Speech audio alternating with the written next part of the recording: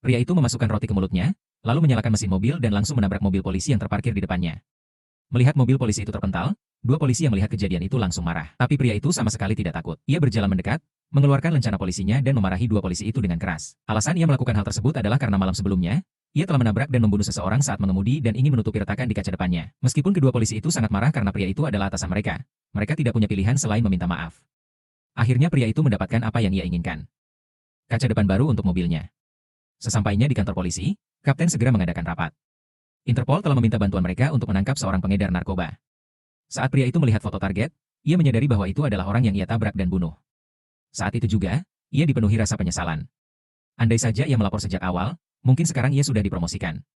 Tapi kini, ia hanya bisa pura-pura tidak tahu apa-apa. Tak lama kemudian, polisi meluncurkan operasi penangkapan. Saat semua orang siap menyerbu, pria itu berkata bahwa tersangka pasti tidak ada di sana. Hal itu langsung membuat rekan-rekannya curiga. Ia buru-buru mengalihkan pembicaraan. Atas perintah kapten, semua polisi menyerbu lokasi. Dan benar saja, tempat itu kosong. Saat pria itu berjalan-jalan di halaman, ia melihat anjing yang sama dari malam kejadian itu. Yang membuatnya bingung, ia langsung mengejar anjing itu. Setelah melewati gerbang besi, ia terkejut saat menemukan dirinya kembali di lokasi kecelakaan malam itu.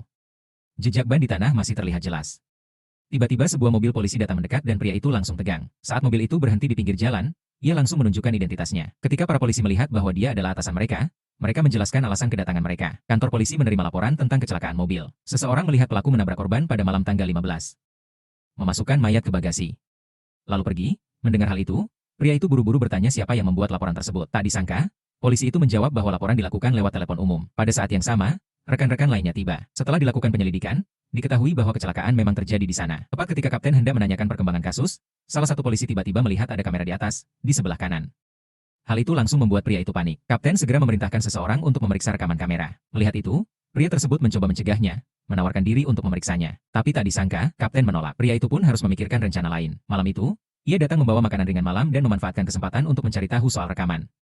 Ia mengetahui bahwa kamera itu hanya merekam sudut-sudut tertentu saja. Selain mengetahui bahwa mobil yang terlihat adalah mobil hitam dan mencatat nomor platnya, tidak ada informasi lain yang ditemukan. Merasa sedikit lega tapi tetap cemas, pria itu kembali ke kantor polisi dengan rencana untuk menghancurkan plat nomornya. Saat itu juga, sebuah panggilan tak dikenal tiba-tiba masuk. Jika perlu kita lanjut part berikutnya, beritahu di kolom komentar ya teman.